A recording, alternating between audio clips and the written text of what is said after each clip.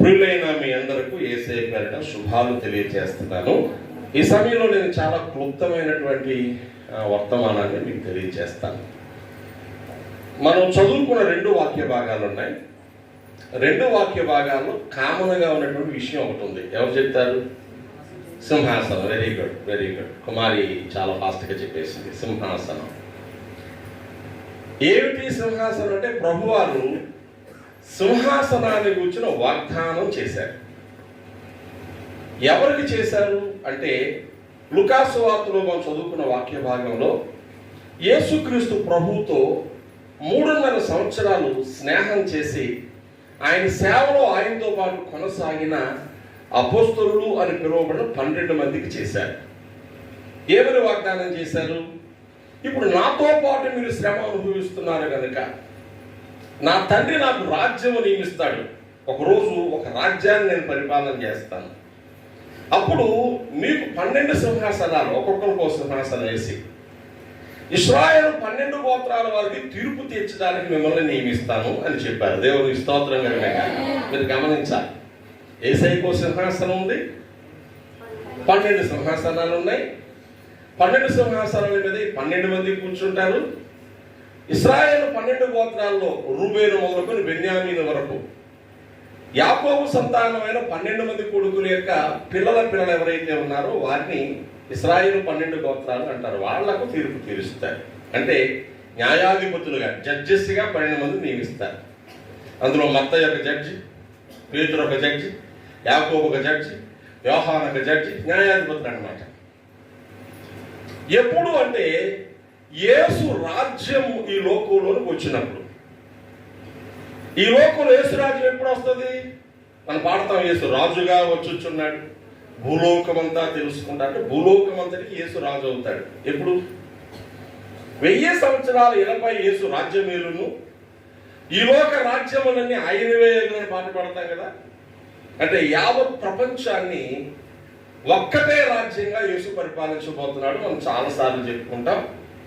యెరూషలేము రాజధానిగా చేసుకుని దావీదు సింహాసనం మీద వారసుడిగా కూర్చొని 1000 సంవత్సరాలు ఈ లోకాన్ని పరిపాలన చేస్తాడు. అప్పుడు ప్రపంచంలో ఏ ఇతర ప్రభుత్వాలు, ఏ ఇతర గవర్నమెంట్ ఉండవు. దాన్ని మిలేనియల్ కింగ్డమ్ అని పిలుస్తాం, మిలేనియం అని పిలుస్తాం. అది యేసుక్రీస్తు ప్రభువారు ఈ లోకానికి 2వసారి వచ్చి సంఘాన్ని తీసుకొని వెళ్ళి సంఘానికి బహుమానాలు ఇచ్చి సంఘాన్ని వల్ల వెంట పెట్టుకుని భూమి మీద అడుగు పెట్టగానే మొదలవుతుంది. అంటే ప్రభు వస్తే మనం పైకి వెళ్తే బహుమానాలు పొందుకుని మరలా మనం క్రిందకు వచ్చినప్పుడు 1000 రాజ్యం పరిపాలన మొదలవుతుంది. ఆ 1000 సంవత్సరాల తర్వాత శాశ్వతంగా ఈ లోకం నాశనమై అప్పుడు కొత్త ప్రపంచం ఆయన మరలా సృష్టిస్తాడని వాక్యం చెబుతుంది.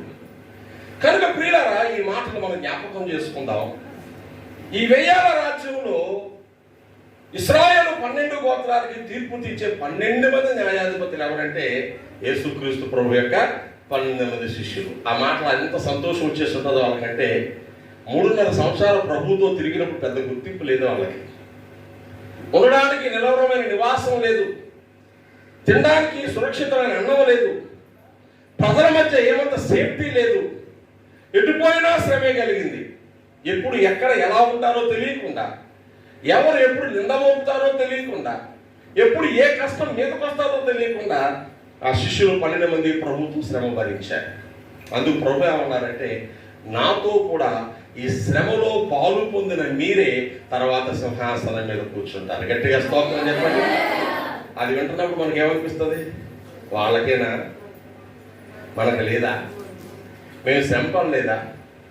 ఈరోజు యేసుక్రీస్తు ప్రభువును నమ్ముకున్నందుకు ఈ ఆధునిక ప్రపంచంలో చాలా మంది చంపబడ్డారు, నేటికి చంపబడుతున్నారు. 1వ శతాబ్దం మొదలుకొని ఈ రోజు వరకు యేసు నామము నిమిత్తము చిత్రహింసలు అనుభవిస్తున్నారు, చంపబడుతున్నారు, కొట్టబడుతున్నారు, ఆస్తులు కోల్పోతున్నారు, ఆప్తులు కోల్పోతున్నారు. ఆ శ్రమంలో లక్షలో 1 వంతు కూడా మనకు లేవు. కానీ మనకుండేవి మనకున్నాయి. కుటుంబాల మధ్య, కులాల మధ్య, బంధువుల మధ్య, మనల కన్నవారి మధ్య, మనం కన్నవారి మధ్య చాలా చిన్న చూపు గురవుతున్నాం, నిందించబడుతున్నాం. అయితే ఎవరు ఏ కాలంలో ఏ విధమైన శ్రమ పొందారో వాటన్నిటికీ తగ్గట్టుగా లెక్క కట్టి బహుమానం ఇవ్వడానికి ఆయన సిద్ధంగా ఉన్నాడు. దేవుని స్తోత్రం కలుగునుగాక. శ్రమలనే వ్యవసాయం ఎవరు ఎంత చేస్తారో అంత ఆశీర్వాదం అనే పంట కోసుకుంటారు. దేవుని స్తోత్రం కలుగునుగాక. 2 ఎకరాలు వేస్తే 2 ఎకరాలు, 4 ఎకరాలు వేస్తే 4 ఎకరాలు. 2 ఎకరాల విత్తనం వేసి 4 ఎకరాల పంట పోయాలంటే కుదరదు. ఎంత విత్తనం వేస్తారో అంత పంట కోస్తారు. మాకు లేదా అని మనం అనుకున్నామని ప్రభు మనకు కూడా బెస్ట్ ఆఫర్ ఇచ్చాడు. అదే మనం 21వ వచనం 3వ అధ్యాయం ప్రకటన గ్రంథంలో చదివాం. నేను జయించి నా తండ్రి యొక్క సింహాసనం ముందు కూర్చున్న ప్రకారము జయించు వారిని నాతో కూడా నా సింహాసనం ముందు కూర్చుండనిస్తాను అన్నారు. దేవునికి స్తోత్రం. ఇందాక యేసయ్యకు సింహాసనం ఉంది, 12 మందికి సింహాసనాలు ఉన్నాయి. అది ఎంతకాలం? 1000 సంవత్సరాలు. ఇప్పుడు యేసయ్యకున్న సింహాసనం ఈ 1000 సంవత్సరాలు గడిచిన తర్వాత యుగ యుగాలు ఉండే సింహాసనం. దేవుని స్తోత్రం కలుగునుగాక. 1000 ఏళ్ళకు ఒక సింహాసనం, 1000 సంవత్సరాల తర్వాత అంతము లేని కాలానికి ఒక సింహాసనం. ఆ సింహాసనంలో ఎవరు కూర్చొనిస్తారు? జయించే వారిని. నేను జయిస్తే నేను, నువ్వు జయిస్తే నువ్వు. ఆ సింహాసనంలో యేసుతో పాటు కూర్చుంటాం.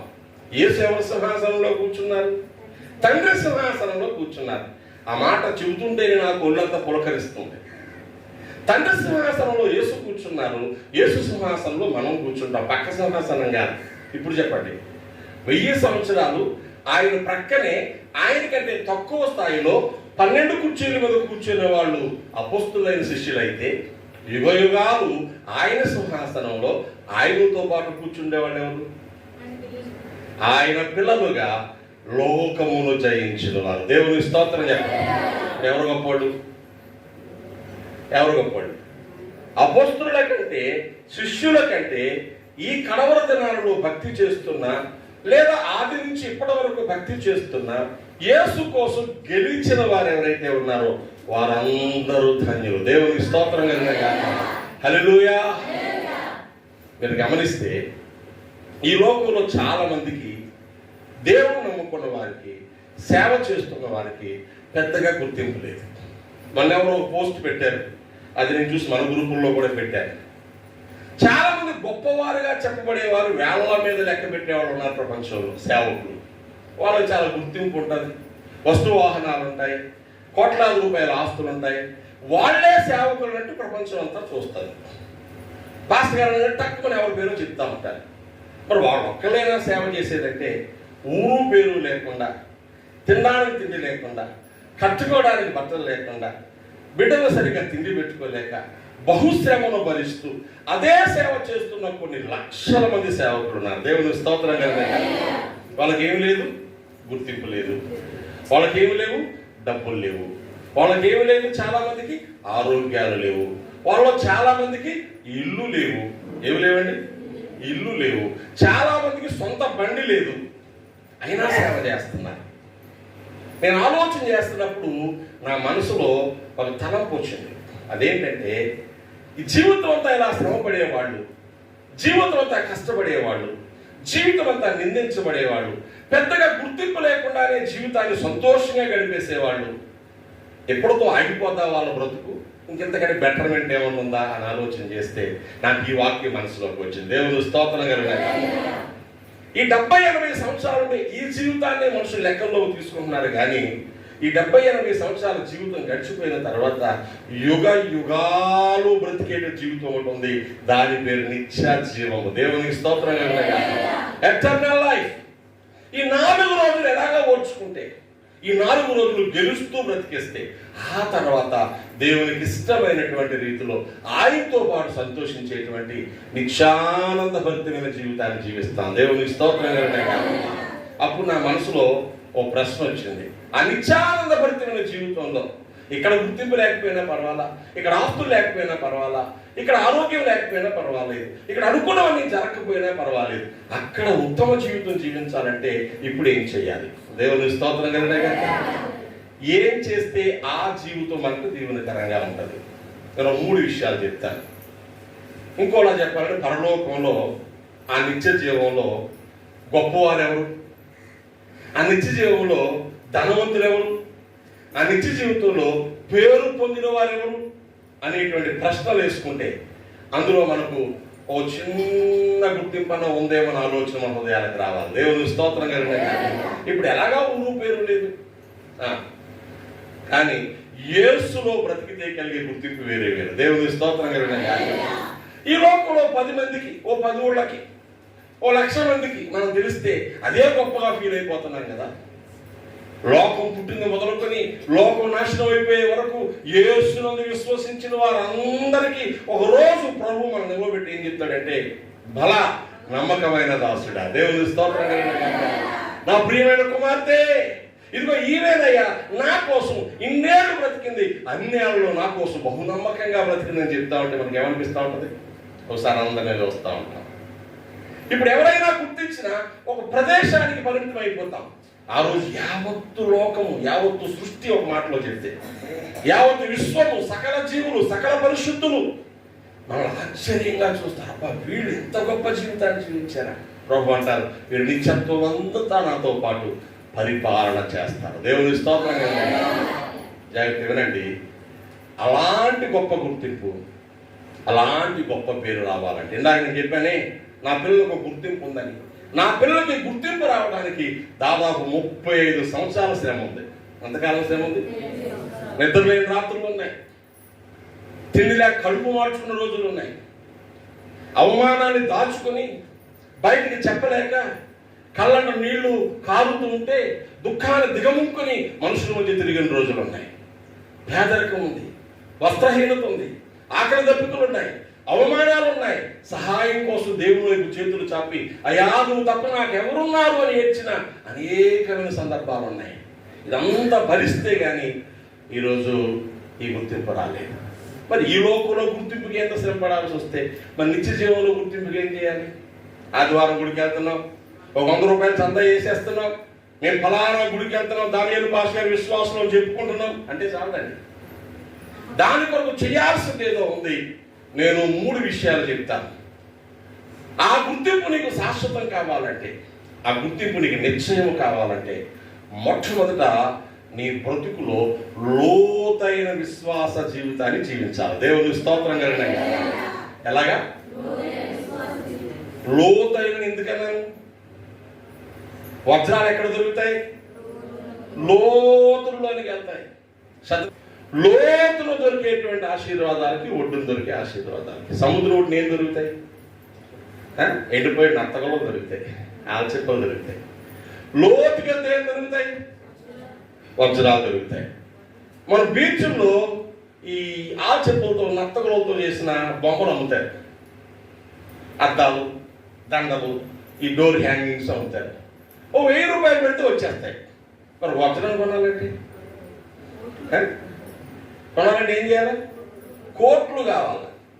మరి వజ్రం ఒడ్డున ఎందుకు దొరకదు? వజ్రం ఒడ్డున దొరకదు. శ్రేష్టమైనవి ఎక్కడుంటాయి? లోతులు ఉంటాయి. ఈరోజు నువ్వు ఒడ్డొడ్డునే భక్తి చేసేసి లోతైన ఆశీర్వాదాలు రావాలంటే రావు. ఏమిటి ఈ లోతైనటువంటి భక్తి జీవితం అంటే? క్రమము తప్పని విశ్వాస జీవితపు క్రమశిక్షణ కావాలి. దేవుని స్తోత్రం కలిగిన అపోస్తుల కార్యాలు 2వ అధ్యాయం 42వ వచనం చూడండి గబగబా. అపోస్తుల కార్యాలు 2వ అధ్యాయం 42వ వచనంలో ఈ లోతైన భక్తి జీవితానికి సంబంధించిన మొదటి పాఠం ఉంది. అనగా విశ్వసించిన వారు, యేసులోనికి వచ్చిన వారు ఎలా ఉన్నారు? అపోస్తుల బోధయందును, సహవాసమందును, రొట్టె విరుచుట ఎందును, ప్రార్థన చేయుట ఎందును, ఈ 4 లేనిది క్రైస్తవ జీవితం కాదు. వీటి కోసం చాలా సార్లు చెప్పుకున్నాం. ఒకటి, నీకు ఒక అపోస్తులుడు ఉండాలి. దేవుని స్తోత్రం కలిగిన కాక చాలా మందిని మనం అంకుల్, మామయ్య, నాన్న అని పిలుస్తాం. నాన్నని ఎంతమందిని పిలిచినా నాన్నలు ఎంతమంది ఉంటారు? ఒక్కడే ఉంటారు. అసలు నాన్న వాడే. అంకుల్ని ఎంతమందిని పిలిచినా సొంత అంకులు ఎవరు? అమ్మ తమ్ముడు. అవునా? మామయ్యని ఎంతమందిని పిలిచినా సొంత మామయ్య ఎవరు? అమ్మ తమ్ముడు. చాలా మందిని మామయ్య అంటాం, చాలా మందిని అన్నయ్య అంటాం, చాలా మంది నాన్న అంటాం. కానీ అసలు ఒక్కడే ఉంటాడు. అపోస్తులుడు కూడా ప్రతి ఒక్కరికి ఒక్కడే ఉంటాడు. ఎవరి వల్ల విశ్వాసంలోకి వచ్చావు, ఎవరి వాక్యం నీ బ్రతుకును కట్టిందో, ఎక్కడ నీ బ్రతుకు భక్తి ప్రారంభమైందో అదే నీ పుట్టిల్లు. దేవుని స్తోత్రం కలుగునుగాక. ఎన్ని ప్రదేశాలు తిరిగినా, దేశం ఎగినా, ఎందుకు ఆడినా, ఏ పీఠం ఎక్కినా, ఎవరెదురైనా పొగడరా నీ తల్లి భూమి భారతని కవులు రాసుకున్నారు. నువ్వు ఎంత గొప్పవాడు అని అవ్వచ్చు. నువ్వే ఊరంటే మాది ఇండియా అని చెప్పాలి. దేవుని స్తోత్రం కలుగునుగాక. మీరు ఎంత గొప్పవాళ్ళన్నా చెప్పవచ్చు. మీదే ఊరంటే ఏ ఊరని చెప్పాలా? అంతే కదా. పండగ కుప్పరాపిలు వచ్చేస్తారా? ఈ పండగలు ఏ ఊర్లో ఉండబెట్టి సంక్రాంతి ఊర్లో ఉండదా? అన్ని ఊర్లు పోయిన సంక్రాంతికి వచ్చేస్తారు, ఎన్ని ఊర్లు పోయినా క్రిస్మస్కి వచ్చేస్తారు. అంటే ఎందుకు వస్తున్నారంటే ఇంకెక్కడ జరగదని కాదు, అది మా ఊరు. దేవుని స్తోత్రం. భక్తి జీవితంలో కూడా ప్రతి ఒక్కరికి ఏమై ఉండాలా? మా ఊరు, మా సంఘం, మా దైవజనుడు అనే గ్రహింపు హృదయంలో నిలిచి ఉండాలి. దేవుని స్తోత్రం.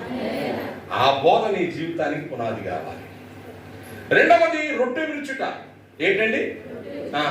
అనగా క్రమము తప్పకుండా నీ సంఘము లేదా నువ్వు ఎక్కడుంటే ఆ సంఘము ప్రభు బలలో పాలు పంపులు పొందాలి. ప్రభు బలలో పాలు పంపులు పొందాలంటే అర్థం ఏంటి? చాలాసార్లు ఇంట్లో కూడా మనం చెప్తాం, స్నానం చేసిరా భోజనం చేతులు. కానీ స్నానం చెప్తే భోజనం పెట్టరా, చేతులు కట్టుకుంటే చాలదా? అంటే స్నానం చేసి భోజనం చేస్తే కలిగే సంతోషం లేదు ఎంతమంది తెలుసు. మరి కాళ్ళు చేతులు కడుక్కోకుండా తినేసే వాళ్ళ కోసం చెప్పట్లేదు నేను. అలసిపోయి వచ్చినప్పుడు ప్రశాంతంగా స్నానం చేసి ఉతుకుని గుడ్లో కట్టుకుని అన్నం ముందు కూర్చుంటే గింజన్నం కూడా శుభ్రంగా ఉంటుంది. ఆ మురికి చేతితో కంగారు పడిపోయి కడుపు కాలిపోతుంది బిర్యానీ తిన్నా కూడా ఏముంది ఇందులో అనిపిస్తుంది. తృప్తి కలుగుకూడు పట్టెడైన చాలు. భోజనానికి ముందు స్నానం ఎలాగో ప్రభు వల్ల ముందు నువ్వు శుద్ధీకరించుకోవడం కూడా అలాగే అవసరం. తప్పులు ఒప్పుకొని బ్రతుకును సరి చేసుకొని పొరపాట్లు గమనించి కన్నీళ్లతో ప్రభు పాదాలు కడిగి పశ్చాత్తాపడి నా కోసమే కదా ప్రభు నువ్వు శిలువలో ప్రాణం పెట్టావు, ఇక నేను నీ కోసం బ్రతుకుతాను తీర్మానం చేసుకుని ఎప్పటికప్పుడు బ్రతుకులు నూతన పరచబడ్డానికి ప్రభువు వల్ల. అంతేగాని అదే తీసేసుకుంటే ఏదో వచ్చేద్దని కాదు. యేసు శరీరంలో రక్తంలో పాలిభాగస్తులు అవుతున్నంతగా. ఇక మూడవది సహవాసమందు. దేవునికి స్తోత్రం. సహవాసం అంటే ఏంటి నేను చెప్తాను. కుప్పగా పూసిన రాళ్ళు, గోడగా కట్టిన రాళ్ళు రెండు ఒకటే, అవునా? ఇటుకలు పట్టుకొచ్చి కుప్పగా పోసాం, అదే ఇటుకలు ఒకదాని మీద ఒకటి పెట్టి మధ్యలో సిమెంట్ పెట్టి గోడగా కట్టాం. కుప్పగా పోసిన ఇటుకల్లో 4 తీసేసిన ఎవరికీ తెలియదు. కట్టేసిన గోడలో ఇటుకలు తీయండి, ఏమవుద్ది? గోడ పగిలిపోద్ది. సహవాసం అంటే నీతో ఉన్న వాళ్ళందరూ నీకు తెలియాలి, వాళ్ళ కోసం నువ్వు ప్రార్థన చేయాలి, వాళ్ళు నీ కోసం ప్రార్థన చేయాలి. ఇందాక నువ్వు చెప్పిన సాక్షులు మీ అందరి కోసం నేను ప్రార్థన చేస్తున్నాను, మీరందరూ నా కోసం ప్రార్థన చేయండి. దమ్ముగా వాళ్ళ మొక్క చెప్పడం. దేవుని స్తోత్రం. నేను చెప్తాను, మందిరానికి వచ్చే నువ్వు నెలలో ఒక్కసారైనా నీ మందిరంలో నీ సంఘంలో ఉన్న వాళ్ళందరి కోసం ప్రార్థన చేయాలి. అలా చేస్తేనే సహవాసం. దేవుని స్తోత్రం కలుగునుగాక. ఎలా నీ చిటికనే లేదంటే ఏమో ఎక్కడో ఉందండి, అది ఎక్కడో తెలీదా? బొట్టనే లేని చిటికనే తెలీదు, నీ చేయగాని కాలు తెలియదు, నీ ఒంట్లో ఉన్నటువంటి అణువు నీకు ఎలా తెలియదో అప్పుడే నువ్వు స్పృహలో ఉన్నట్టు. దేవుని స్తోత్రం కలుగునుగాక. హల్లెలూయా. చాలా సంవత్సరాల క్రితం పిల్లకు బుగ్గ నొప్పి వస్తుందని నా దగ్గరికి తీసుకొచ్చారు. వాసిపోయిందండి బుగ్గ అని. ఏ బుగ్గ ఎందుకు వాసిపోయిందని జిల్లా చెక్ చేస్తే గట్టిగా తగులుతుంది. ఆ నోరు చాపమని టార్చ్ పెట్టి చూస్తే చిన్న కన్నం కనబడుతుంది. తిరుమలరావు డాక్టర్ దగ్గర పంపించారు. ఆయన ఏం చేశాడంటే కట్ చేసి అందులో నుంచి గోలికాయ తీశాడు. ఏం తీశాడు? ఈ పిల్ల కొంచెం మానసికంగా స్థిరురాలు కాదు, వయసుకు వచ్చేసింది. ఆ పిల్ల పేరు కృప. ఓ అల్లికాయ బుగ్గలో పెట్టుకుని చాకలేట్లా చప్పరిస్తూ చప్పరిస్తూ చప్పరిస్తూ చివరికి బుగ్గను కోసేసి ఆ గోలికాయ బుగ్గలోకి వెళ్ళిపోయి మాంసం బయట అతుక్కుపోయిన పిల్లకి తెలియలేదు. చచ్చిపోయింది లేని తర్వాత. ఆ పిల్ల పిచ్చిది, స్పృహ లేనిది, బంగారం ముప్పాలి కనుక తెలియలేదు. మరి నీకు తెలుస్తుందా లేదా? ఇట్లా వీటి మీద అంత వద్దరు వచ్చేసిందంటే ఏమా అదేమి ఇప్పుడు మామూలుతోనేనా గొర్రెతోనా తెలియకపోవడానికి. నీ వీటి మీద పేద బాధ్యత తెలుస్తుంది, క్షేమ బాధ్యత తెలుస్తుంది. సహవాసం కూడా అంతే. ఎవరికి ఏమైనా అందరికీ తెలియాలి, ఎవరు కష్టం వచ్చినా అందరూ ప్రార్థన చేయాలి. అలాంటి చిన్న చిన్న గుంపులు, అలాంటి గుంపు పెద్దదైన ఆ నియమం కలిగిన సహవాసం, అది భక్తి. Deeper faith life. ఎవరమ్మా? ఏమో సార్ మా గుడికి వచ్చాడు ఎవరు తెలియదు, నేను వెళ్ళానా వచ్చానా, నేను కానిగేసానా వచ్చానా, నేను హాయ్ అన్నానా వచ్చానా, మిగతా అవుతాం సంబంధం లేదు. మరి పరలోకంలో ఎలా ఉంటావు? పరలోకంలో చిటకనేలకు దెబ్బ తగిలి చిటకనేలు వాపు వస్తే ఒంటికి జ్వరం వస్తుంది. దెబ్బతైన చికెనేలే కదా, దానికి కదా జ్వరం రావాలా? ఎవరికి వచ్చింది జ్వరం? ఒంటికి వచ్చేసింది జ్వరం. నోరు చేదైపోద్ది, తినడానికి చేతులు అడుగుతూ ఉంటాయి, తింటే పొట్టారగదు, ఒళ్ళంతా నొప్పులు వచ్చేది. దెబ్బ ఎవరో తగిలింది? చిట్టడైతే మనం నొప్పి పెట్టారు బాబీ, బుద్ధి లేకుండా సరిగా శరీరం. దేవుని స్తోత్రం కలుగుతాయి. ఒక్క అవయవానికి నొప్పి వస్తే వచ్చిన దగ్గర చెట్టుకున్నాను, రక్షణ కుమార్ రాలేదేంటి బాగలేదు ఆ ఊరిలో. తను చెప్పింది బాగుంది, నా మనసంతా అంటే అయ్యో ఏమైపోయింది అమ్మాయికి. ఒక్కరికి బాగలేదంటే మనకు కలిగే కష్టం. ఇది సహవాసం. అందుకే ఎవరింట్లో ప్రార్థన అయినా వెళ్ళాలి, ఎవరింట్లో కష్టం వచ్చినా వెళ్ళాలి. ఈ దేవుడు అంతా అయిపోతుందని ఆలోచించకూడదు. ఎలా సహవాసం వస్తుంది, ఎలా క్షేమం కలుగుతుంది? ఇది లోతైన భక్తి జీవితం. ఇక ప్రార్థన చేయటం. దేవుని స్తోత్రం కలుగుతాయి. ఉపవాస ప్రార్థన చేయాలి, విజ్ఞాపన ప్రార్థన చేయాలి, శ్రమలో ఉన్న వారి కోసం ప్రార్థన చేయాలి, ఆత్మ రక్షణ కోసం ప్రార్థన చేయాలి, యవన బిడ్డల కోసం ప్రార్థన చేయాలి. దేవుని మహాదేవులు మన సంఘంలో లోతైన ప్రార్థన ఉంది. దేవుని స్తోత్రం కలుగుతాయి. ఆ ప్రార్థించే బిడ్డల క్రమం తప్పకుండా ప్రతి వారి కోసం ప్రార్థన చేస్తున్నారు. చిన్న బిడ్డలు, గర్భవతులు, యవనస్తులు, వృద్ధులు, పెద్దలు, చదువుకునేవాళ్ళు, ఒకటే ఆల్ కేటగిరీస్. మనకు అర్థం అవుతుంది వీళ్ళందరికీ క్షేమం కావాలి. దేవుని స్తోత్రం కలుగుతాయి. వీటిలో అప్పుడప్పుడు ఉండాలా, ఎడతేకుండా ఉండాలా అంటే అర్థం ఏంటి? నిత్యము ఒక్కరోజు ఆపేసినట్టే బ్రతుకు కాలం అంతా దీన్ని చేసుకుంటూ వెళ్ళాలా. దేవుని స్తోత్రం. బాబు రోజు పళ్ళు తోముకోవాలంటే ఎన్ని రోజులు తవ్వాలా? అది ఎవడో అడిగితే ఏమంటారండి? ఎన్ని రోజులు తవ్వాలి చెప్పండి పళ్ళు? మీరు పళ్ళు ఉన్నంత వరకు తవ్వాలి. దేవుని స్తోత్రం కలిగి. పళ్ళు ఊడిపోతూ తవ్వడానికి ఏం లేవు, అప్పుడు 4 తవ్వాలా? అవునా? పళ్ళున్నంత వరకు పళ్ళు తవ్వాలి. నువ్వు బ్రతుకున్నంత వరకు ఎడతెగకుండా ఈ 4 చేయాలి.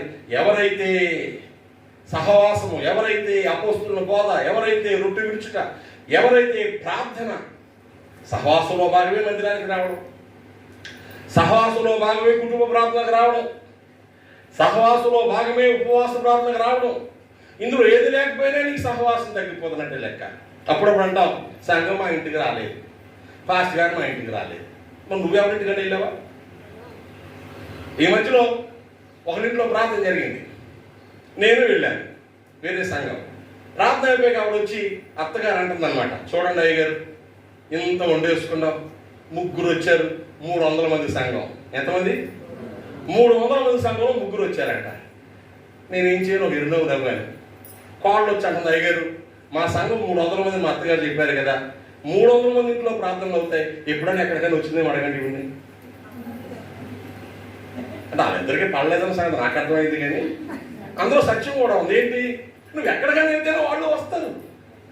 నువ్వు మోతుబడిలా ఇంట్లో కూర్చొని అందరూ మా ఇంటికి రండి ఎవరు రారు. దైవజనుడు కాబట్టి నువ్వు పలకరించినా పలకరించకపోయినా మా బాధ్యత కాబట్టి మేమందరి కోసం ప్రార్థన చేస్తాం, అందరినీ పరామర్శిస్తాం. నేను పరామర్శించినట్టు మీరు పరామర్శించలేదని మీ మీద బాధపడితే ఎక్కడైపోద్ది? అవ్వదు కదా. మీకుండాలి, అయ్యో నా ఆత్మీయ తండ్రి, అయ్యో నా దైవజనుడు, అయ్యో నా అపోస్తులుడు ఎలా ఉన్నాడో ఏంటో. నువ్వు మంచి భోజనం చేస్తున్నప్పుడు దైవజనుడు గుర్తుకు రావాలి, నువ్వు సంతోషం కొనుక్కున్నప్పుడు దైవజనుడు గుర్తుకు రావాలి, నువ్వు ఆనందంగా ఉన్నప్పుడు దైవజనుడు గుర్తుకు రావాలి. అయ్యో అయ్యో పేరు చెప్పను. ఈ మధ్యలో ఒక సోదరు నాతో అన్నారు, అయ్యగారు మీ ఫ్యామిలీని అంతటినీ మంచి హోటల్కి తీసుకెళ్దాం అనుకుంటున్నాను నేను అని. నాకు నవ్వొచ్చింది. అంటే ఎంత ఆశపడ్డారు? నా హోటల్ తెలియదని కాదు, నేను బయట ఎప్పుడు ఎవరిని తీసుకెళ్ళని కాదు, నాకు ముచ్చటేసింది ఆ మాట. నేనే చాలా మంది నేను తిన్నప్పుడు బయట ఎక్కడ హోటల్స్లో, కానీ నాతో వాళ్ళందరికీ బాగా పెట్టిస్తా ఉంటాను. దైవజనులకి, చిన్నపిల్లలకి, నాతో ఎవరుంటే వాళ్ళ పండగ అనమాట. నాకు అనిపించింది, అరే ఈ అమ్మాయికి ఇంత మంచి మనసు ఎలా వచ్చింది, మా ఫ్యామిలీ ఎంత హోటల్కి తీసుకెళ్తుందా అంటే వాళ్ళ హృదయం ఏమొచ్చింది, వాళ్ళు ఎప్పుడు హోటల్కి వెళ్ళారట. వెంటనే నేను గుర్తొచ్చానమాట, మా పాస్టర్ గారి ఫ్యామిలీని కూడా హోటల్కి తీసుకెళ్ళాలి. అది తీసుకెళ్ళకపోతే బాధపడను, నేను తీసుకెళ్ళినా సంతోషపడను. కానీ వాళ్ళ హృదయంలో ఒక కన్సర్న్ చూసారా? దేవుని స్తోత్రం చెప్పండి. హల్లెలూయా. నువ్వు శ్రేష్టమైనది తింటున్నప్పుడు దైవజనుడు గుర్తుకు రావాలి, సంఘంలో పేదలు గుర్తుకు రావాలి. ఈ మధ్యలో మీకు అప్లికేషన్ పెట్టాను, కొంతమంది పేద దైవజనులకు మనం సంవత్సరం సహాయం చేద్దాం అనుకుంటున్నాం, మీరు ఎవరైనా స్పందించండి అని. ఏ చేయకపోతే మనలో వెళ్ళమా మనం? కానీ వాళ్ళు ఎక్కడో తిండి లేకుండా ఉన్నారో తెలియగానే నా హృదయం అంతా పిండేసింది. నేను సరిగ్గా అప్పటి నుంచి భోజనం చేయలేదు ప్రభు, వాళ్ళకి ఏదైనా పెట్టి నేను తింటానయ్యా. సరిగ్గా అన్నం ఎట్లా గంజి అన్నం, అలా పచ్చడి రుబ్బుకొని పచ్చడి అన్నం, అమ్మగారు అడుగుతారు బిర్యానీ అయినా, వద్దమ్మా నేను తిన్నాం. చికెన్ వండమంటారా, వద్దు. చేపలేనా, వద్దు. మరి ఏం కావాలి, ఇంట్లో దొండకాయలు ఉన్నాయా, పడిపోయి పచ్చడి చేసి. పేదవాళ్ళు అంతే తినాలి. నా తోటి సహోదరులు ఆకలితో ఉంటే నేను కడుపుండి ఎలా తిన్నాను? నీ గుర్తుకొస్తే నువ్వు సహవాసంలో ఉన్నావు, లోతైన భక్తి జీవితంలో ఉన్నావు. ఒకటి డీపర్ ఫెయిత్ లైఫ్, నువ్వు 4 ఎడతెక్కకుండా ఉన్నావు. దేవుని స్తోత్రం కలిగిన. ఆ తర్వాత బోధ ఏమి వింటున్నావో ఆ బోధను అనుసరించి బ్రతకాలి. చాలాసార్లు విన్నది మనం చెయ్యం కానీ పక్కోడు చెప్పేస్తా ఉంటాం. కష్టం వచ్చింది ఊరినే పోతే అర్థం చేసుకోవాలా. నువ్వు చేసావు ఎప్పుడైనా ప్రార్థన చెయ్యవు, పక్కోడికి ఏం చెప్తావు? అర్థం చేసుకోవాలి. అప్పులు తీరాలంటే దర్శనం బాగా ఇచ్చేయాలి. నువ్వు ఇస్తున్నావా, ఇవ్వో, కానీ పక్కోడికి ఏం చెప్తావు? దర్శనం బాగా ఇచ్చేయాలి, అప్పుడే అప్పులు తీరుతాయి. లేక నేను చెప్తుంది చూడండి, మత్తయి సువార్త 5వ అధ్యాయం. ఎవరు పరలోక రాజ్యంలో గొప్పవారిగా ఉంటారో, ఎవరు పరలోక రాజ్యంలో తక్కువ వారు అయిపోతారో, ఇక్కడే మనం చేస్తున్న పనులను బట్టి డిసైడ్ అయిపోతుంది. మత్తయి సువార్త 5వ అధ్యాయము 19వ వచనం. కాబట్టి ఈ ఆజ్ఞలలో మిగుల అల్పమైన ఒక దానిని మీరి మనుషులకు అలాగూ చేయ బోధించువాడెవడో వాడు పరలోక రాజ్యంలో మిగుల అల్పుడనబడును. అయితే వాటిని గైకొను బోధించువాడెవడో వాడు పరలోక రాజ్యంలో గొప్పవాడనబడును. దేవునికి స్తోత్రం. హల్లెలూయా. ఎవరికైనా ఏదైనా చెప్పాలంటే ముందు మనం ఏం చేయాలి? దాన్ని చేయాలి. దాన్ని చేయకుండా చెప్పడం చాలా సులువు. సలహాలు చెప్పండి, ఎన్ని ఫ్రీగా ఇచ్చేస్తాము. దేవుని స్తోత్రం చెప్పండి. ఇప్పుడు చూడండి, యూట్యూబ్లో బోల్డైన వైద్యాలు వచ్చేస్తున్నాయి. ఎవరికన్నా బాగోలేదంటే అందరూ డాక్టర్లు అయిపోతున్నారు. అది కట్టేయండి, ఇది కట్టేయండి, అది నూరేయండి, ఇది తాగేయండి, అది వేసుకోండి, ఇది వేసుకోండి. నువ్వు వేసుకున్నావా? నువ్వు వేసుకో. సలహాలు ఏముంది, ఫ్రీగా ఒకటి ఇచ్చి పడితే పోయేదే. మనం గొప్పవాళ్ళ కనబడుతూ ఉంటాం. భక్తిలో కూడా దేవుని వాక్యములో నీకేం అర్థమైందో అది ముందు నువ్వు చెయ్యి. అది చేయకుండా చేస్తున్నట్టు నటిస్తే పరలోక రాజులు మిక్కిలి అల్పుడమైపోతావు. ఏమైపోతావు? నువ్వు చేసి నీకు తెలిసింది ఒక్కటే చేసావు, పరలోక రాజులో గొప్పవాడైపోతావు. నీకు 100 విషయాలు తెలుసు, 99 చేసి ఒకటి మానేసావు, అల్పుడు అయిపోతావు. నీకు ఎంత తెలుసు అన్నది కాదు, నువ్వెంత వెంబడిస్తున్నావు అన్నది ఇంపార్టెంట్. దేవుని స్తోత్రం కలిగిన. ఇప్పుడు చెప్పండి, పరలోక రాజ్యంలో ఆ సింహాసనం రావడానికి క్రమబద్ధమైన భక్తి జీవితం అలవాటు అవ్వాలి. అంతేకాదు విన్న బోధలు ఏమవ్వాలి? వంట పట్టాలి. దేవుని స్తోత్రం కలిగిన. అప్పుడప్పుడు చెప్తాను కదా, ఏం తిన్నామన్నది కాదు, ఎంత తిన్నామన్నది కాదు, ఎంత వంట పట్టిందన్నది ఇంపార్టెంట్. దేవుని స్తోత్రం కలిగిన. మీరు చెప్పండి, ఈరోజు మనం కూడా ఎలా ఉన్నాం? భ్రమలో బ్రతికేస్తున్నాం. నా ఎంత ప్రార్థనాపరులు లేడు, నా ఎంత విశ్వాసం లేదు, నా ఎంత భక్తి లేదు, సంఘంలో అందరూ నాకు డౌనే. అసలు నువ్వే డౌను. దేవుని స్తోత్రం కలిగిన. కాబట్టి మొట్టమొదటిది, పరలోక రాజ్యంలో గొప్పవాడు అనిపించుకోవాలంటే నువ్వేం చేయాలి? క్రమబద్ధమైన భక్తి జీవితాన్ని, లోతైన భక్తి విశ్వాసాన్ని కలిగి ఉండాలి. రెండవది, విన్న విషయాలు ఆకలింపు చేసుకుని వాటిని చొప్పున బ్రతకాలి. దేవుని స్తోత్రం కలిగిన.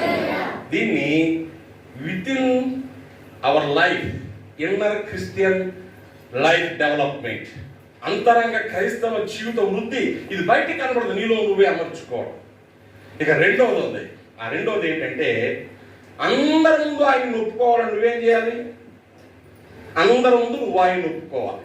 లూకాసు వార్త 12వ అధ్యాయం 9వ వచనం చూడండి. లూకాసు వార్త 12వ అధ్యాయము 9వ వచనం. ఎంత గట్టిగా మాటలున్నాయో. మనుషులు ఎదుట ఒప్పుకునేవాడిని మనుషు కుమారుడు దేవుని దూతలెట వాడిని ఒప్పుకొను, మనుషులు ఎదుట ఎరగనని వాడిని నేను ఎరగనని దేవుని దూతల ఎదుట చెప్పుదును. దేవునికి స్తోత్రం. నువ్వు దేవుని బిడ్డవని బహిరంగంగా ఒప్పుకోవాలి. దేవుని స్తోత్రం కలిగిన. పరలోకంలో గొప్పవాడు అనుకోవాలంటే ఏం చేయాలి? నువ్వు యేసుప్రభువుని నమ్ముకున్నావా అని అడిగితే, అంటే అప్పుడప్పుడు గుడికి వెళ్తాను కానీ బైబిల్ కూడా ఒట్టుకెళ్ళి మీకు తెలుసా, అప్పుడప్పుడు వెళ్తాను కానీ అప్పుడప్పుడు వెళ్తావా అంటే ప్రభువును నమ్ముకున్నానని చెప్పడానికి దమ్ము లేదు నీకు. నువ్వు దిగిపోయావు అందులో. నీకేం పోయి కాలం వచ్చింది అజయ్ నువ్వు పోతున్నావు అని ఎవడన్నా అంటాడేమో అని అజయ్ భయం. అర్థమవుతుందా? లేకపోతే గుడికి ఎందుకు రాడు? దేవుడు స్తోత్రం కదండి. ఉద్యోగం వచ్చింది దేవుని వల్ల, ఆరోగ్యం వచ్చింది దేవుని వల్ల, ఆపదలోంచి కాపాడబడింది దేవుని వల్ల, ఈరోజు తినే తిండి దేవుని వల్ల, బిడ్డల క్షేమం దేవుని వలన, ఇన్ని దేవుని వల్ల పొంది నేను యేసుప్రభువుని నమ్ముతానని బహిరంగంగా చెప్పడానికి భయపడితే అన్నా అజయ్ ఉన్నాడు కాబట్టి అంటున్నాను సుమా. ఇందులో అందరికీ వర్తిస్తుంది అది. దేవుని స్తోత్రం కదండి. బంధువుల ముందు ప్రార్థన చేసుకోవడానికి భయపడతారు కొంతమంది. ఎందుకు? మామూలు అప్పుడు ఇంట్లో అన్నం తినడానికి ప్రార్థన చేసుకుందాం అనుకోండి, బంధువుల ఇంటికి అయితే ప్రార్థన చేసుకోరు. దొంగ కుక్కలా గబుక్కుని మీకు ఎత్తారు. ప్రార్థన చేసుకుని ఏం చేస్తున్నావు అని అడుగుతారని. ప్రార్థన నువ్వు చేస్తావా అంటారేమోనని. మనుషుల ముందు నువ్వు భయపడితే, మనుషుల ముందు ఒప్పుకోవడానికి ఈరోజు చాలా మంది బాప్తిస్మాలు తీసుకుంటారు. ప్రార్థన రావంటే మా కులస్తులు ఒప్పుకోలేదు. పెళ్ళి అవ్వాలంటున్నారు. పెళ్ళి అవ్వదు చచ్చిపోతావా? పెళ్ళి అవ్వ చచ్చిపోతావా? పెళ్ళి అవ్వదంటున్నారు. ఏ వ్యతిరేకత వచ్చేసింది. ప్రభువు నీ కోసం అంత వ్యతిరేకతను భరించి శిలువలో ప్రాణం పెడితే ప్రభువు కోసం నువ్వు ఒక్క మాట నిలబడలేవా? ఒక్క మాట. ఇక వీళ్ళు చెప్తారండి బోధలో, కనబడ్డ వాళ్ళందరికీ బైబిల్ మొత్తం చెప్పేస్తా ఉంటారు. కనబడ్డ వాళ్ళు బైబిల్ చెప్పేస్తారు, ప్రార్థనలు చేసేస్తారు, సలహాలు చెప్పేస్తారు, యూట్యూబ్లో పెట్టేస్తారు, వాట్సాప్లో పెట్టేస్తారు. బహిరంగంగా దేవుణ్ణి ఒప్పుకోవడానికి సిగ్గుపడతారు. నా మాటలకు ప్రభు ఏమంటున్నాడు? మనుషులు ఎదుట ఎవరు నన్ను ఒప్పుకుంటాడో దేవదూతలు ఎదుట నేను ఒప్పుకుంటాను. మనుషులు ఎదుట ఎవరు నన్ను ఒప్పుకోడు నేను వాడు తెలియదని చెప్తాను. ఇప్పుడు గొప్పవాడు అవ్వాలంటే ఏం చేయాలి? 31వ కీర్తన 19వ వచనం చదవండి. 31వ కీర్తన 19వ వచనంలో ఏ రీతిగా దీవులు వస్తాయో రాయబడిన మాట ఉంది. చదవండి. 31వ కీర్తన 19వ వచనం. నీ యందు భయభక్తులు గల వారి నిమిత్తము నీవు దాచించిన మేలు ఎంతో గొప్పది. ఎవరు ఎదుట? నరులు ఎదుట నేను ఆశ్రయించే వారి నిమిత్తము నీవు సిద్ధపరిచిన మేలు. వా, నాకు ఎంత ఇష్టమోనండి. దాచించిన మేలు, సిద్ధపరిచిన మేలు. దేవునికి స్తోత్రం కలగాలి. హల్లెలూయా. అమ్మంటే నాకు ఇష్టం, అమ్మమ్మంటే నాకు ఇష్టం అని ఎవరైనా చెప్తున్నారనుకోండి, ఈ అమ్మమ్మ ఏం చేస్తారో తెలుసా? ఆ తిని కూడా సింగిల్ మూటగా నీ కోసం దాచించుతారు. దేవుని స్తోత్రం కలగాలి. ఎందుకు? అందరి ముందు ఈ పిల్లాడికి నేనంటే ప్రాణం. అందరి ముందు చెప్తాడు. అందరి ముందు నిన్ను మా అమ్మ అన్నందుకే నీ కడుపులో కూడా తీసి పెడతావే, నాకు దేవుడు వదిలేస్తాడండి? రహస్యముగా సీక్రెట్గా ప్రభువుని వెంబడించే వాళ్ళు చాలా మంది ఉంటారు. రక్తస్రావం గల స్త్రీ వచ్చి ప్రభువుని ముట్టుకొని రహస్యంగా ముట్టుకొని అలాగే వెళ్ళిపోదాం అనుకుంది బాగుపడిపోయి. ప్రభు ఏమన్నారు? దాన్ని ఎవరో ముట్టుకున్నారు, నా శక్తి ఆ రోజు బయటకు వెళ్ళిపోయింది. అదేంటి ప్రభు ఇంతమంది మీద పడుతున్నారు? ఎవరు ముట్టుకున్నారు? అందరూ తగులుతున్నారు కదా. కాదు కావాలని ఎవరో ముట్టుకున్నారు. ప్రభువు తెలుసు కదా, వదిలేయచ్చు కదా. సీక్రెట్గా పోవడం కుదరదండి. బయటకు వచ్చి అందరి ముందు చెప్పింది. అప్పుడు చెప్తున్నాడు, కుమారి నీ విశ్వాసం నేను స్వస్థపరిచింది. స్వస్థతోకే ఇప్పుడు సమాధానం కదా 60 ఏళ్ళు. స్వస్థతోటేనా సమాధానం కూడా కావాలా? కొంతమంది మేలు పొందుతారు, సమాధానం ఉండదు. నీకు అర్థమైందా? పిల్లలు పుడతారు, ఇల్లు కట్టుకుంటారు, ఆస్తులు సంపాదించుకుంటారు, మనశ్శాంతం ఉండదు. ఎందుకంటే వీళ్ళు బహిరంగంగా ఒప్పుకోవడం కుదరదు. బహిరంగంగా ఒప్పుకోవాలా? ఫలానా పని చేస్తున్నాం, పునాది వేస్తున్నాం, బహిరంగంగా ఒప్పుకోవాలి. నేను యేసుప్రభు బిడ్డని, మా పాస్టర్ గారు వచ్చి ప్రార్థన చేస్తారు, మీరెవరికి ఏం చేయొద్దు, మా ప్రార్థనే అని నువ్వు చెప్తే జనాల ముందు ఓహో ఇది ప్రార్థన రా, ఇంకేం చెయ్యరురా. దేవుని స్తోత్రం. అయ్యగారు వచ్చి ప్రార్థన చేసిపోయిన తర్వాత మీరు కావాల్సింది మీరు చేసేసుకోండి. ఇదేంటి ఇప్పుడు? ఓ పెళ్ళి, ఓ ఇల్లు, ఓ వస్తువు, ఓ వాహనం, ఓ కథ, ఓ కార్యక్రమం, ఇవి మనుషుల ముందు దేవుని ఒప్పుకునే అవకాశాలు. దేవుడికి ఒక అవకాశం ఇస్తే దాన్ని కూడా నువ్వు కూలదోసేసుకున్నాక నువ్వు పరలోక రాజులు గొప్పడేలా అవుతావు. అర్థమవుతుందా? మనుషులు ఎదురు ఒప్పుకోవాలి. మత్తయి సువార్త 11వ అధ్యాయం 11వ వచనంలో ఒక అద్భుతమైన మాట రాయబడింది. మీరు చూడండి దయచేసి. బాప్తిస్మిచ్చు యోహాను ఎంత గొప్పోడో, అతని కోసం ప్రభువు చెప్పిన సాక్ష్యం ఎంత గొప్పదో ఆ మాటలు జ్ఞాపకం చేస్తాం. స్త్రీలు కలిగిన వారిలో బాప్తిస్మిచ్చు యోహాను కంటే గొప్పవాడు పుట్టలేదని నిశ్చయముగా మీతో చెబుతున్నాను. జాగ్రత్త వినండి. స్త్రీలు కన్న వారిలో బాప్తిస్మిచ్చి యోహాను కంటే గొప్పవాడు పుట్టలేదు. అంటే అర్థం ఏంటి? భూమి మీద పుట్టిన వాళ్ళందరిలోకి బాప్తిస్మిచ్చి యోహానే గొప్పవాడు. ఎవరి కాలంలో పుట్టాడా? ముసలితనంలో పుట్టాడు. అమ్మ నాన్న ముసలాడు పాపం. ముసలమ్మ గర్భవతి అయి జనాల ముందు కనబడలేక 6 నెలలు సీక్రెట్గా వెళ్ళిపోయి దాక్కుంది. ముసలి కాలంలో నీ కడుపు వచ్చింది ఏంటి అంటారని. మరియమ్మ ఆవుని బట్టే ధైర్యం తెచ్చుకుని పలకరించి ఎలిజబెత్తమ్మని. ముసలితనంలో నాకు బిడ్డ పుట్టడం ఏంటో దేవదూత చెప్పిన నమ్మలేకపోయాడు జకర్యా. అందుకు మోగోడైపోయాడు బిడ్డ పుట్టేదాకా. పిల్లవాడికి పేరు ఎట్టినప్పుడు నోరు వచ్చింది. ఇదొక చరిత్ర. రహస్యం ముందు పుట్టాడు. 30 సంవత్సరాలు అడవిలో పెరిగాడు. మనుషుల మధ్యకి రాలేదు. కఠోరమైన తిండి, అడవి తేనె మిడతలో తిన్నాడు. తోలు తెట్టి కట్టుకున్నాడు. ఒంటి వెంట్రుకతో చేసిన వస్త్రాలు వేసుకున్నాడు. కఠోరమైన భాష, స్మూత్గా మాట్లాడడం రాదు. సర్పసంతానమా అంటూ మొదలుపెట్టాడు బోధ. పనికి మాలోళ్ళారని మొదలెట్టారు అనుకోండి. మీరు ఎవడాలు చెప్తారు బోధ? ప్రియమైన దేవుని బిడ్డలారా, నా ఆత్మీయ బిడ్డలారా, నా కంటి వెలుగులారా, నా కడుపు పంటలారా అంటే అమ్మ బాబోయ్ అనమాట. పనికి మాలోళ్ళారా, దుర్మార్గులారా అంటే ఎవడింటాడు బోధ? వింటారా? యోహాను అలా మొదలెట్టాడు. అదే యోహాను యేసుకు బాప్తిస్మం ఇచ్చాడు. దేవుని స్తోత్రం కలుగును. ఇప్పుడు చెప్పండి, ఎవరు గొప్పవాళ్ళు? యేసయ్యకి బాప్తిస్మం ఇచ్చిన పాస్టర్ గారు ఆయనే. స్త్రీలు కనిన వారిలో బాప్తిస్మం ఇచ్చి యోహాను కంటే గొప్పవాడు పుట్టలేదు. అయినను పరలోక రాజ్యంలో మిక్కిలి అల్పుడైన వాడు, ఆ పరలోక రాజ్యంలో ఎవడైనా లీస్ట్ పర్సన్ ఉన్నాడంటే యోహాను కంటే గొప్పవాడు. దేవునికి స్తోత్రం చెప్పండి. అంటే యోహాను ఎవరు పరలోక రాజ్యంలో? అందరికంటే లీస్ట్ పర్సన్. భూమి మీద అందరికంటే బెస్ట్ పర్సన్. పరలోక రాజ్యానికి ఎలాగైనా ఏమైపోయింది? అందరికంటే లీస్ట్ పర్సన్. ఈ మాట అర్థమయ్యా? ఎందుకంటే ఎంత బ్రతికి ప్రభు విషయం అభ్యంతరపడ్డాడు.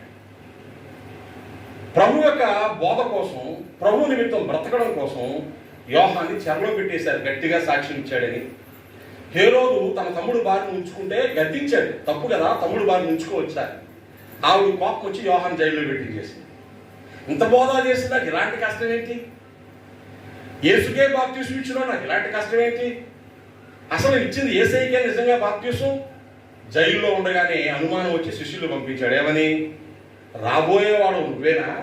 మేము ఎవరి కోసం నాకు కనిపెట్టాలా అని ఒకసారి అడిగిరండి. బాప్తిస్మం ఎందుకు ఇచ్చాడంటే దేవుడు చెప్పాడు, ఇదిగో నీ తర్వాత ఈ లోకానికి వచ్చే ప్రవక్త, లోకరక్షకుడు, లోక పాపాన్ని మోసుకుని పోయే దేవుని గొర్రెపిల్ల ఈ లోకానికి బయలుపరచడానికి నువ్వు బాప్తిస్మం ఇయ్యి. నీ దగ్గర బాప్తిస్మం పొందుకోవడానికి వస్తున్న వారిలో ఎవరు బాప్తిస్మం పొందినప్పుడు పావును లాగా దేవుని ఆత్మ మీదకి వస్తుందో అతడే మెస్సియా అని చెబితే అందుకు బాప్తిస్మం ఇచ్చాడు. బాప్తిస్మం ఇచ్చినప్పుడు ఏం జరిగింది? పరిశుద్ధాత్ముడు పావునులా దిగొచ్చాడు. అంటే దేవుడు చెప్పింది జరిగిందా లేదా? సంతోషపడిపోయాడు. యేసు ప్రభు కూడా బాప్తిస్మం మొదలు పెడితే ఎవడో వచ్చన్నాడు, యోహాను గారు నిన్నగాక మొన్న మీ దగ్గర బాప్తిస్మం తీసుకుని యేసు కూడా బాప్తిస్మాలు ఇచ్చేస్తున్నాడండి, ఇక మీ దగ్గరికి ఎవరు వస్తారు జనాలు అన్నాడు. మనకి ఎలా ఉంటుంది? నిన్నగాక మనం పాఠం నేర్చుకున్న శ్రద్ధకి సంఘం పెట్టేసాడండి, అప్పులా సంఘం పెట్టేశాడంటే అలా సంఘం పెట్టేస్తారు అనకూడదులేండి. ఏమో దేవుడు వాళ్ళని సిద్ధపరిచాడేమో, సేవ చేయమన్నాడేమో. ఆ బిడ్డలు నాతో చెప్తే నేనే ప్రార్థన చేసి పంపించేవాడిని. ఎందుకు దొంగ పని చేస్తున్నారు? క్రమం ఉందండి. ఎవరినైనా దేవుడు సేవ చేయమంటే సీక్రెట్గా పెట్టే కూడా సంఘంలో సాక్ష్యం చెప్పాలా. వీటితో సేవకు సిద్ధమే, సేవకు యోగ్యుడైన సంఘం కూడా తీర్మానించాలా. క్యారెక్టర్ కరెక్టేనండి, కరెక్ట్గా ఉన్నాడని చెప్పాలా.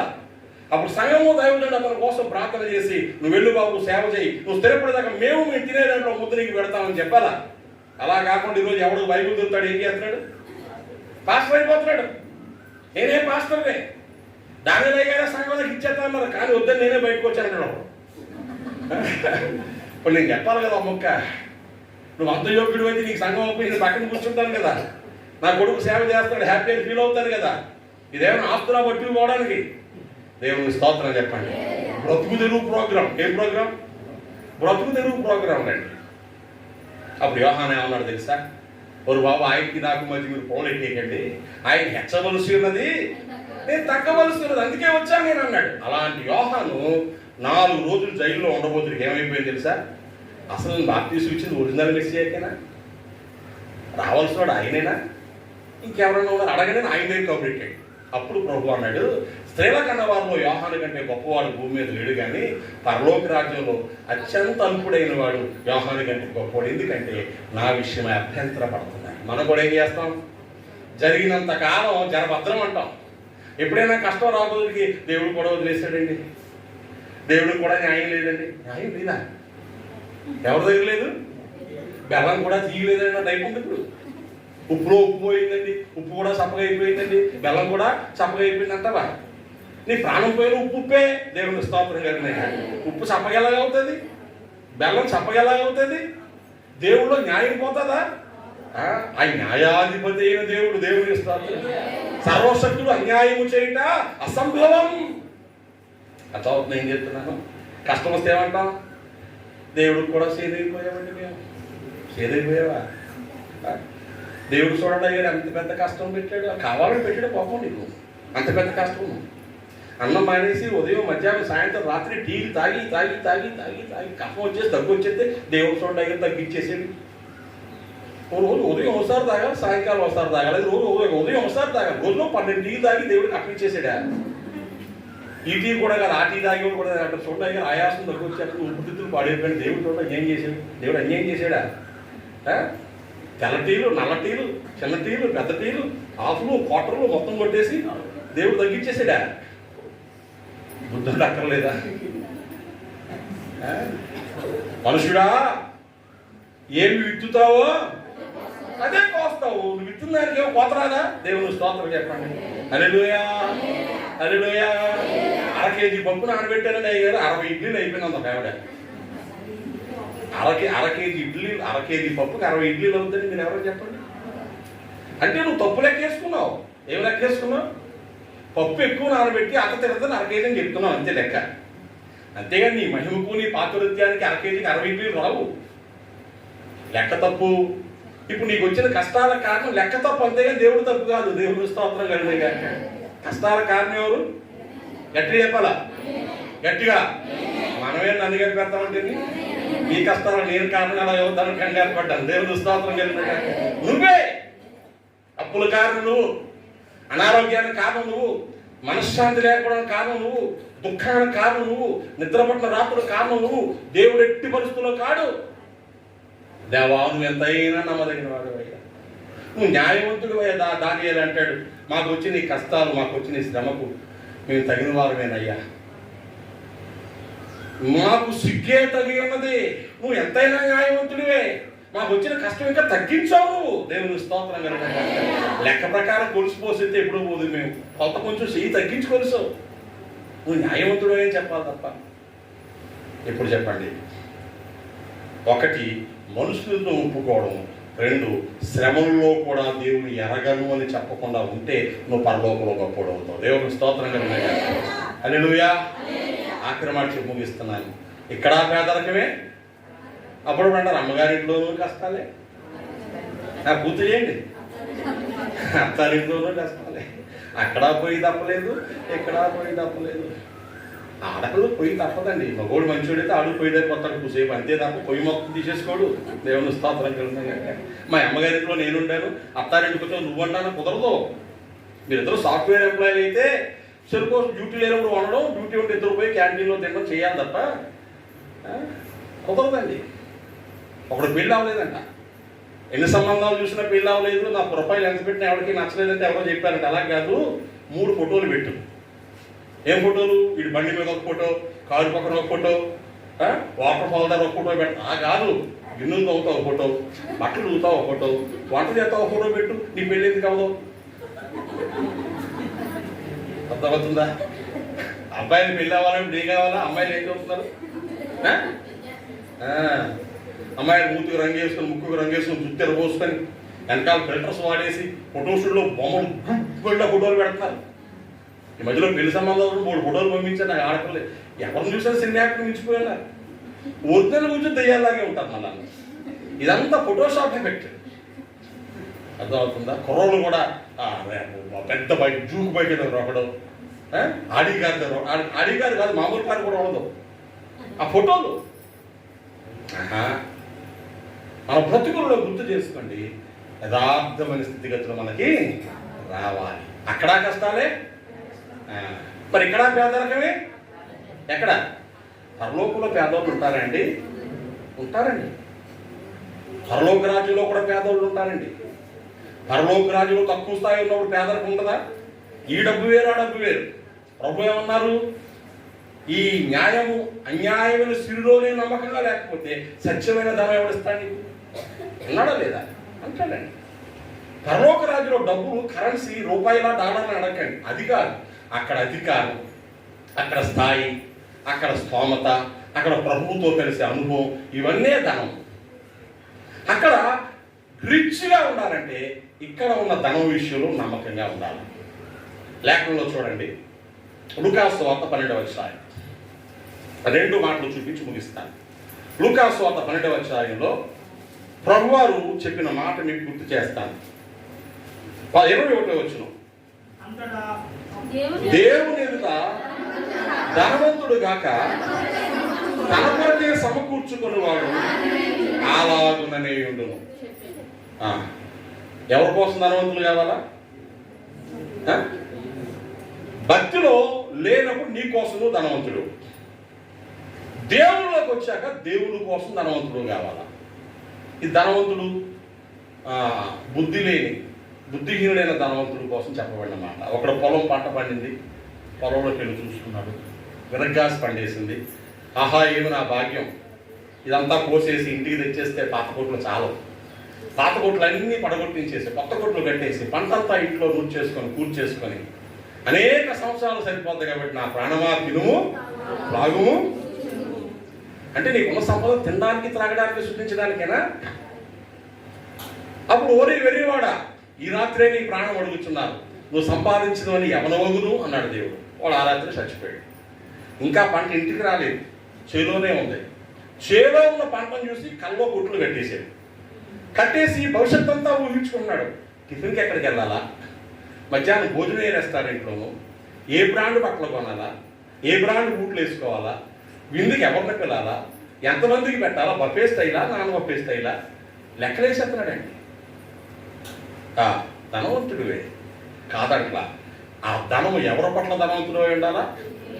దేవుని పట్ల ధనవంతుడు అయి ఉండాలా. అందుకే ప్రభు ఏమన్నారంటే, ధనవంతులు పరలోక రాజ్యంలో ప్రవేశించడం కంటే సూది బెజ్జంలో ఒంటి దూరడం సులభం. అంటే అర్థం ఏంటంటే, యెరూషలేము చుట్టూ గోడ, ఆ గోడకు ఒక ద్వారం, దాని పేరు సూది బెజ్జం. రహస్యంగా ఎవడైనా వచ్చేస్తాడేమోనని పెద్ద ఏవి రాకుండా ఓ చిన్నగా ఉంటుంది అనమాట. అది ఆ డోర్, అందులోంచి ఒంగురు లోపలికి వెళ్ళాలి. అలా ఎవడైనా ఎక్స్ట్రా ఏం తేకుండా చెక్ చేస్తారు. అందులోకైనా ఒంటిని దూర్చేయచ్చేమో కానీ ధనవంతుడు అనగా ఈ లోకం ధనంలో లెక్కలు వేసుకొని ఈ లోక సంబంధం ధనం మీద మనసు పెట్టుకున్న వాడు పరలోక రాజ్యం వెళ్ళడం కుదరదు. అక్కడ వీళ్ళకి ఏముండదు, ఏమీ ఉండదు. పరలోకం దొరుకుతుంది. పరలోక రాజ్యంలో ఘనత పొందడానికి ఈ లోకంలో ఉండగా ఆ ధనమును దేవుని కోసం ఖర్చు పెట్టాలి. తిమోతి మొదటి పత్రిక 6వ అధ్యాయం, తిమోతి మొదటి పత్రిక 6వ అధ్యాయము 18-19 వచనాలలో ఒక 5-6 అంశాలు అక్కడ భక్తుడైన పౌలు గారు తిమోతికి చెప్పారు. చదవండి. వారు వాస్తవమైన జీవమును సంపాదించుకునే నిమిత్తము రాబోవు కాలమునకు మంచి పునాది తమ కొరకు వేసుకొనుచు మేలు చేయవారును సక్రియలు ధనము గలవారును తమ ధనములో ఇతరులకు పాలిచ్చు వారునై ఉండాలి, వారికి ఆజ్ఞాపించను. దేవునికి స్తోత్రం కలుగునుగా. హల్లెలూయా. ఏంటి మాటలకు అర్థం? వారు వాస్తవమైన జీవమును సంపాదించుకునే నిమిత్తము. అంటే ఇదే జీవం, వాస్తవ జీవం అంటే రియల్ లైఫ్. మరి ఇదే life short life, temporary life. నిజమైన జీవితం నిత్య జీవం. ఆ జీవితాన్ని సంపాదించుకోవాలంటే ఏం చేయాలి? కొన్ని మాటలు ఉన్నాయి చూడండి. ఎవరు అంటే, ఇహమందు ధనవంతులైన వారు గర్విష్ఠులుగాక అస్థిరమైన ధనమునందు నమ్మిక ఎంచక. 17వ వచనం. డబ్బు పెరిగితే ఏమొచ్చింది? గట్టిగా చెప్పండి. డబ్బు పెరిగితే మనుషులకు పేరు వస్తుంది. పేరు వస్తే అధికారం కావాలనుకుంటారు. ఇది లోకంలో. ముందు డబ్బులు సంపాదించారా? డబ్బులు సంపాదించగానే ఆడికి నేను లెక్కలేదురా, వీడికి నేను లెక్కలేదురా, నా సంగతి మీద పట్టించుకోవడం లేదురా. ఎందుకు పట్టించుకోవాలా? 4 రూపాయలు ఉన్నాయని.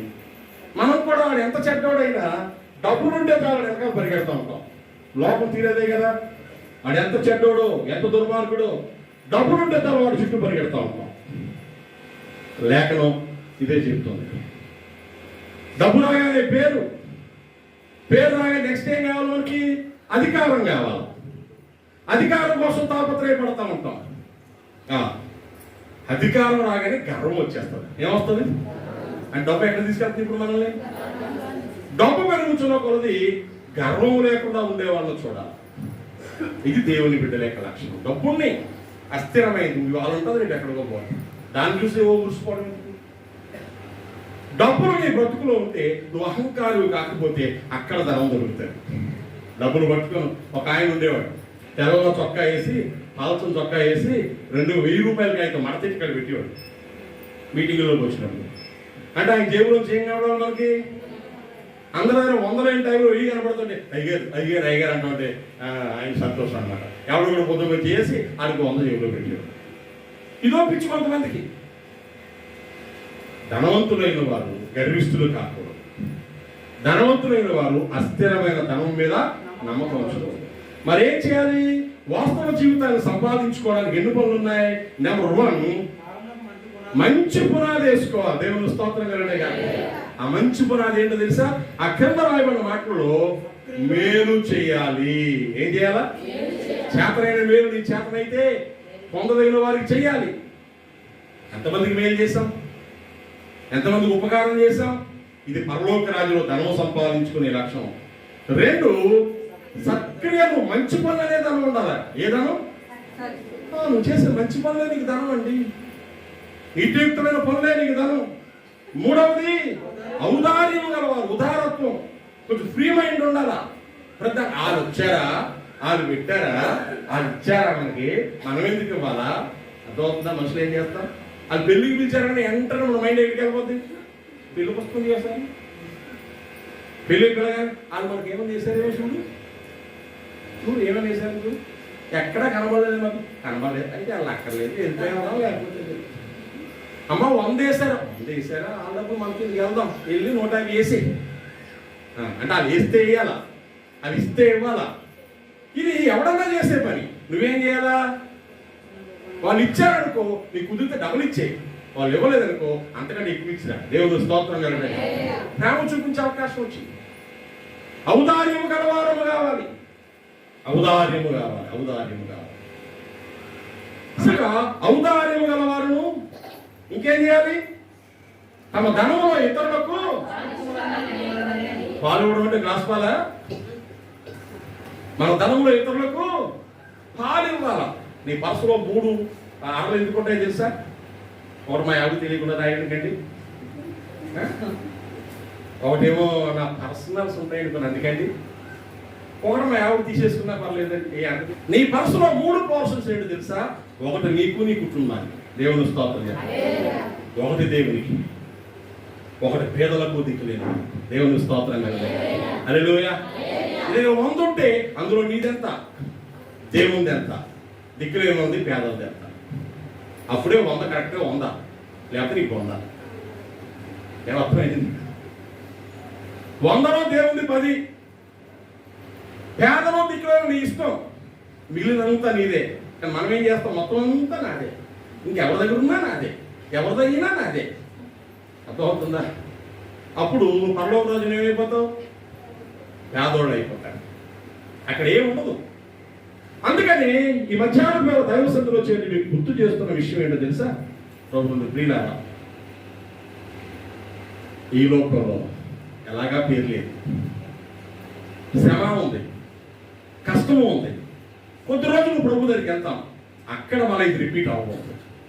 అక్కడ మనం గొప్పవాళ్ళం కావాలి. దేవుని స్తోత్రం కలగండి. అంటే ఏం చేయాలి? గొప్పవాళ్ళం కావాలంటే ఖచ్చితమైన భక్తి జీవితం కలిగి ఉండాలా, లోతైన భక్తి జీవితం కలిగి ఉండాలా, వాదన విధి దాని ప్రకారం బ్రతకాల. దేవుని స్తోత్రం. పరలోక రాజ్యంలో మనం దేవుని ఎదుట, దేవదూతల ఎదుట గుర్తించబడాలంటే ఇక్కడ మనుషుల ఎదుట నీ దేవుని నామాన్ని నువ్వేం చేయాలా? ఒప్పుకోవాలి. ఆయనే నా ప్రభువు, నా రక్షకుడు, నేను నమ్ముకున్న దేవుడని ఆయన నివాసస్థలంగా చేసుకున్నావు కనుక ఈ అపాయముని గుడారమును సమీపించదు వాగ్దానం. మూడవది, అక్కడ ధనవంతులు కావాలంటే ఇక్కడ ధనం ఉన్న ధనం మీద నమ్మకము పెట్టుకోకూడదు. ఈ డబ్బు మీద లెక్కలు వేసుకుంటూ ఇంకెంత ఉంది, ఇంకెంత వస్తుంది, ఇంకేమైంది, దీంట్లో ఎలాగా, రేపు ఎలాగా, ఎల్లుండి ఎలాగా, మా అమ్మకి ఇచ్చింది ఏం చేయాలి, మా అక్కకి ఇచ్చింది ఏం చేయాలి, వాళ్ళు ఎప్పుడు ఇస్తారు, వడ్డీ ఎంత అయింది, వడ్డీ ముందు ఎలా తీసేసుకోవాలని లెక్కలు వేయకూడదు. ఎవరికైనా సహాయం చేసాం, వాళ్ళు ఇస్తే తీసుకో, ఇవ్వకపోతే ఇవ్వలేకపోతే బలవంతం చేయకు, దేవుడిని దీవిస్తాడు. ఇది కొంచెం కష్టమేనండి. అందుకే ఏం చేయాలి, ఎప్పుడైనా అప్పుడైతే ఎవరికి అప్పు ఇవ్వకూడదు. దేవుని స్తోత్రం కలిగి స్థితికి మించిన అప్పులు ఇవ్వకూడదండి, అప్పులకు మధ్యలో ఉండకూడదండి. చేతనైతే ఇచ్చేసి 1 లక్ష అడిగారు, లేవు, ఒక 5,000 తీసుకోమా, ఇది దేనికన్నా పనిచేస్తుంది, నాకు ఇవ్వద్దని చెప్పేసి అప్పుడు నీ మనసులో నెమ్మదిగా ఉంటుంది. 1 లక్షకి మధ్యలో దూరకుండా ఉంటాం. అప్పులకు మధ్యలో దూరేసి తీర్చలేని వాళ్ళు అప్పులకు మధ్యలో దూరితే ఏం చేయాలి తెలుసా, వాళ్ళు ఎవరు నేనే ఇవ్వాలనుకుని అప్పించండి. దేవుని స్తోత్రంగా నేను అలాగే చేస్తాను. ఎవరికైనా ఒకవేళ బాధ చూడలేక మధ్యలో ఉంటే ఏం చేస్తాను తెలుసా, వీళ్ళు ఇవ్వరు, వీళ్ళు ఇవ్వలేరు, ఇస్తే దేవుని స్తోత్రం, ఇవ్వకపోతే నేనే అప్పు తీరుస్తాను అనుకుని అప్పిస్తాను. అప్పుడు వాళ్ళు అడగాల్సిన బాధడు, ఇంకా ఇవ్వలేదు, 2వ తారీఖు వచ్చేసింది, 3వ తారీఖు వచ్చేసింది, నీకేం తెలియదా, తీసుకున్నప్పుడు లేదా, ఎందుకు ఈ ప్రేమ లేదు మాట అవి ఉండవు. ఇక వాళ్ళు పట్టుకొచ్చి అయ్యా చాలా రోజులు అయిపోయిందంటే పర్లేదా, నీకు ఇబ్బంది ఏం లేదు అడగాలి. ఎందుకని మనం ముందే డిసైడ్ అయిపోయాం కదా తీర్చుకుందామని. అప్పుడు వచ్చేస్తే ప్రభువా నీకు స్తోత్రం నాయన, ఇది నేనే తీరుద్దాం అనుకున్నాను బాబు, నువ్వు పట్టుకొచ్చి ఇచ్చేసావు నాయన, ఇందులో నీకు కొంత నాకు కొంత, దేవుడు స్తోత్రం కలిగిన. అప్పుడు ఎంత మనసు బాగుంటుందో తెలుసా నీకు. ధనవంతులయ్యే సూత్రం ఇది. దేవుడు స్తోత్రం చెప్పండి. అత్త తెలియకుండా కోడలకి, కోడలు తెలియకుండా అత్తకి నెమ్మది అక్కడ కొంత ఇక్కడ కొంత ఇస్తే నీ దిక్కున్న రోజు చెప్పుకోమంటారు. దేవుడికి ఇస్తే ఎప్పుడేమంటావు, నేనే దిక్కు, నీకు ఎంత కావాలో పట్టుకోమంటారు. దేవుడు స్తోత్రం కలిగిన. అది సీక్రెట్. ఔదార్యం గలవారు తమ ధనంలో ఇతరులకు పాలించేవారు. కాబట్టి ప్రియులారా, కొంచెం ఎక్కువ సమయం అయింది, అయినప్పుడు గుర్తుపెట్టుకోండి, నా హృదయంలో ఏదో ఒక వేదన. సంఘాలలో ఈరోజు భక్తిహీనులు, బలహీనులు, చేతకాని వారు, పేదవారుగా మిగిలిపోతున్నారు. దేవుడు మనల్ని దరిద్రులుగా ఉండాలని పిల్ల విశ్వాసమందు భాగ్యవంతులు అవడానికి పిలిచాడు. దేవుని స్తోత్రంగా. ఆ స్థితి మనందరూ రావాలని ఆశపడుతున్నాను. ఇప్పుడు చెప్పండి, పరలోక రాజ్యంలో గొప్పవాళ్ళు అవుదామా, అల్పులు అవుదామా, అందరి ముందు ఒప్పుకోబడదామా, తెలియదని చెప్పుకుందామా, ధనవంతులు అవుదామా, పేదవాళ్ళు అవుదామా, ఎవరి చేతిలో ఉంది? అంతా మీ చేతిలోనే. అడిగారు ఎవరి చేతిలో ఉంది? అంతా నీ చేతిలోనే ఉంది. అటు జీవమో మరణమో, మేలో కీడో, ఏం కోరుకుంటావో కోరుకో, దేవుడు అన్నీ నీ ముందు పెట్టేశాడు. నువ్వు ఏది పట్టుకుంటే అది నీకు దొరుకుతాడు. గట్టిగా దేవుని సన్నిధిని పట్టుకుందాం, దైవాశీర్వాదాలు సొంతం చేసుకుందాం. దేవుడు అలాంటి కృప మనందరికీ అనుగ్రహించునుగాక. ఆమేన్. ప్రార్థన చేసుకుందాము. 1 నిమిషం అలా తల వంచి కళ్ళు మూసుకొని ఆయన పాదాలు పట్టుకొని ప్రభు సన్నిధిలో మన హృదయాలు తెరచి దేవా మమ్మల్ని కనికరించండి. ఒక చిన్న మాట ప్రార్థన చేసుకుంటాం. ఈ లోకంలో మాకు గుర్తింపు లేదు, ఈ లోకంలో క్షేమం లేదు, ఈ లోకంలో సంతోషం లేదు, ఈ లోకంలో పేదరికం ఉంది, ఈ లోకంలో దుఃఖం ఉంది, శ్రమ ఉంది, ఇబ్బందులు ఉన్నాయి. అయితే విడవన దేవుడు నువ్వు, మారణ దేవుడు నువ్వు, నా పట్ల కృప చూపే దేవుడు. నేను పరలోక రాజ్యంలో నీతో పాటు నీ సింహాసనంలో కూర్చోవాలని, నీ సింహాసనంలో కూర్చోవాలని, నీతో కలిసి పాలించాలని నాకు చూపిన కృప వందనాలు చెల్లిస్తున్నాను. అయ్యా, అలా బ్రతకడానికి ఇక్కడే తీర్మానించుకొని నా జీవితాన్ని కొనసాగించుదాం నేర్పు అని మనం ప్రార్థన చేసుకుందాం. పరిశుద్ధుడైన తండ్రి నీకు వందనాలు. ఈ మధ్యాహ్నం ఆరాధన సమయంలో మనందరి హృదయాలు తెరచి నీ స్థలంలో చెప్పుకుంటున్నాం. మా ప్రభువా, దిక్కులైన మమ్మల్ని అనేకులకు దీవెనగా చేశాం, పేదలైన మమ్మల్ని లోకంలో భాగ్యవంతులుగా చేశాం, గుర్తింపు లేని మమ్మల్ని అనేకులకు మా తండ్రి మేమే ముందు ఉండేవారి ప్రోత్సహించేవారిగా చేశాం. పరలోక రాజ్యంలో కూడా ఈ భాగ్యాన్ని సొంతం చేసుకోవడానికి ఇక్కడ మేము సిద్ధపడి యుక్తమైన భక్తి జీవితాన్ని జీవించి మనుషులు ఎదుట నేను ఒప్పుకొని మా కథ తండ్రి ఈ లోక ధనాన్ని మీకోసం వెచ్చించి పరలోకము ధనం సిద్ధపరచుకోవడానికి చూడండి. ఈ మాటలు అందరి హృదయాల్లో ఫలింపచేయండి. యేసు నామమున ప్రార్థిస్తున్నాను తండ్రి. ఆమేన్.